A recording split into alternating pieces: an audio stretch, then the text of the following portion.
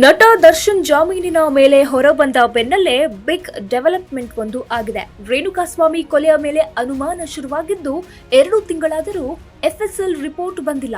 ಇದೇ ದಾಸನಿಗೆ turning point ಆಗುತ್ತಾ ಅನ್ನೋ ಚರ್ಚೆ ನಡೀತಿದೆ. ರೇಣುಕಾಸ್ವಾಮಿಯ ಆ ಒಂದು ಫೋಟೋ ದರ್ಶನ್ ಕ್ರೌರ್ಯತೆಯನ್ನ ಸಾರಿ ಹೇಳಿತ್ತು. ದರ್ಶನ್ ರೇಣುಕಾಸ್ವಾಮಿಗೆ ಅದೆಷ್ಟರ ಮಟ್ಟಿಗೆ ಚಿತ್ರಹಿಂಸೆ ಕೊಟ್ಟಿದ್ದರು, ಅದು ಹೇಗೋ ಮನಸ್ಸೋ ಇಚ್ಛೆ ತಳಿಸಿದ್ದರು ಅನ್ನೋದನ್ನ ವೈರಲ್ ಆದ ಫೋಟೋ ತೆರೆದಿಟ್ಟಿತ್ತು. ಲಾರಿ ಪಕ್ಕದಲ್ಲಿ ಕುಳಿತು ಅಂಗಲಾಚುತ್ತಿದ್ದ ರೇಣುಕಾಸ್ವಾಮಿ ಒಂದೇ ಒಂದು ಬಾರಿ ಪ್ರಾಣ ಭಿಕ್ಷೆ ಕೊಡಿ ಎಂದು ಕಾಡಿ ಬೇಡಿದ. ಆದರೆ ಹೆಣ ಉರುಳಿಸಬೇಕು ಅಂತ ನಿಂತವರಿಗೆ ರೇಣುಕಾಸ್ವಾಮಿ ಗೋಳಾಟ ಕಾಣಿಸಲಿಲ್ಲ. ನೆತ್ತರು ಹರಿಯುತ್ತಿದ್ದರೂ ದರ್ಶನ್ ಅಂಡ್ ಗ್ಯಾಂಗ್ನ ರಕ್ತದ ದಾಹ ಮಾತ್ರ ಕಡಿಮೆ ಆಗಿರಲಿಲ್ಲ. ಹೀಗಾಗಿ ರೇಣುಕಾಸ್ವಾಮಿ ಕೊಲೆಗೆ ಇದೊಂದು ಫೋಟೋವೇ ಮೇಜರ್ ಸಾಕ್ಷಿಯಾಗಿತ್ತು. ಆದರೆ ಈಗ ಆ ಫೋಟೋ ಮೇಲಿನ ಅನುಮಾನ ಶುರುವಾಗಿದೆ. ನಿಜಕ್ಕೂ ಇದು ರೇಣುಕಾಸ್ವಾಮಿ ಫೋಟೋನೇನಾ ಅಥವಾ ಎಐನಿಂದ ಜನರೇಟ್ ಆಗಿರುವ ಫೋಟೋನಾ ಅನ್ನೋ ಅನುಮಾನದ ಕಿಚ್ಚು ಹೆಚ್ಚಿದೆ.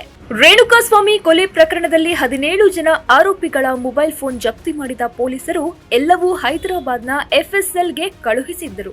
ಈ ವೇಳೆ ರೇಣುಕಾಸ್ವಾಮಿ ಫೋಟೋ ರಿಟ್ರೀವ್ ಆಗಿತ್ತು. ಇದನ್ನೇ ಪ್ರಮುಖ ಸಾಕ್ಷಿಯನ್ನಾಗಿಸಿಕೊಂಡು ದರ್ಶನ್ ಅಂಡ್ ಗ್ಯಾಂಗ್ನ ಕಾನೂನು ಕುಣಿಕೆ ಬಿಗಿ ಮಾಡಿದ್ರು. ಆದ್ರೆ ಈಗ ಆ ಫೋಟೋವೇ ದೊಡ್ಡ ಕಗ್ಗಂಟಾಗಿದೆ. A10 ಆರೋಪಿ ವಿನಯ್ ಮೊಬೈಲ್ನಲ್ಲಿ ರೇಣುಕಾಸ್ವಾಮಿ ಫೋಟೋ ಪತ್ತೆಯಾಗಿದ್ದು, ಅಳುತ್ತಾ ಕೈ ಮುಗಿದು ಕುಳಿತ ಫೋಟೋ ಪೊಲೀಸರ ಕೈಗೆ ಸಿಗುತ್ತಿದ್ದಂತೆ ದರ್ಶನ್ ಪರ ವಕೀಲರು ಆಕ್ಷೇಪ ವ್ಯಕ್ತಪಡಿಸಿದ್ದರು.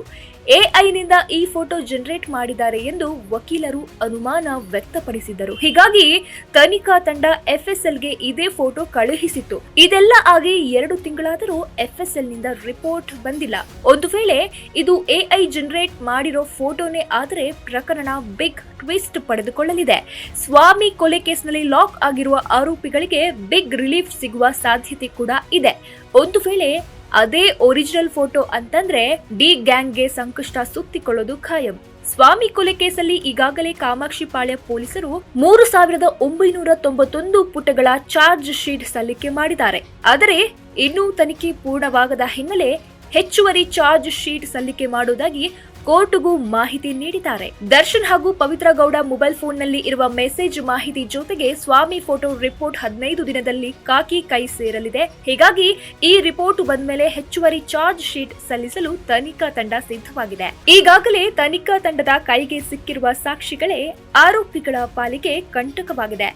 ಈಗೇನಾದರೂ ಈ 2 ರಿಪೋರ್ಟ್ ಡಿ ಬಾಸ್ ಗ್ಯಾಂಗ್ ವಿರುದ್ಧ ಬಂದರೆ ಕಾನೂನಿನ ಕುಣಿಕೆ ಮತ್ತಷ್ಟು ಬಿಗಿಯಾಗಲಿದೆ. ಒಂದು ವೇಳೆ ಫೋಟೋ ಒರಿಜಿನಲ್ ಫೋಟೋ ಅಲ್ಲ ಅಂತಂದ್ರೆ ದರ್ಶನ್ ಗ್ಯಾಂಗ್ ಜೈಲಿನಿಂದ ಹೊರಬರುವ ಸಾಧ್ಯತೆ ಇದೆ. ಇದರಿಂದ ಇಡೀ ಪ್ರಕರಣಕ್ಕೆ ಬಿಗ್ ಟ್ವಿಸ್ಟ್ ಸಿಗಲಿದೆ. ಒಟ್ಟಿನಲ್ಲಿ ಎಫ್ಎಸ್ಎಲ್ ರಿಪೋರ್ಟ್ಗಾಗಿ ತನಿಖಾ ತಂಡ ಎದುರು ನೋಡುತ್ತಿದ್ದು, ವರದಿ ಬಂದ ಬಳಿಕವಷ್ಟೇ ಮುಂದೇನು ಎನ್ನುವುದು ನಿರ್ಧಾರವಾಗಲಿದೆ.